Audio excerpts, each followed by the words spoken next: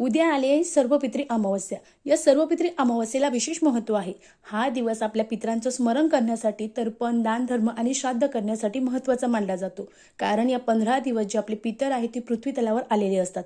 मग त्यांना परत स्वर्गात जायचं आहे. तर काही पितर जे आहेत ते आपल्या काही कारणास्तव तिथीला जेवले नसेल, तर तुम्ही या सर्व पित्रीला त्यांचं दान, धर्म, तर्पण, श्राद्धविधी करणं गरजेचं आहे.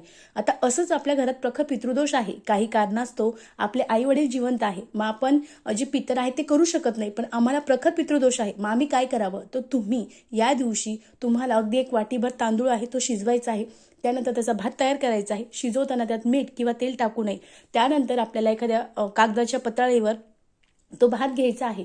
त्यानंतर त्यात थोडासा गुलाल टाकायचा आहे, कापूर लावायचा आहे आणि अगदी शेवटच्या घरापासून ते आपल्याला आपल्या मुख्य दरवाजापर्यंत तो भात न्यायचा आहे. त्यानंतर आपलं बाहेर जे मुख्य दरवाजा आहे त्याच्या बाहेर जायचं आहे. घरावरून तो 7 वेळा भात उतरायचा आहे आणि जिथंही तुम्हाला कावळे, कुत्रे काही दिसतील, जिथे एखादे प्राणी आहे ते भात खातील अशा ठिकाणी ठेवायचं आहे. असं केल्याने घरातील इडापिडा जाते, दुःख दारिद्र्य जातं, प्रखर पितृदोष जातो. हा उपाय जर केला तर जीवनातल्या अनेक समस्या, अनेक अडचणी संपणार आहे.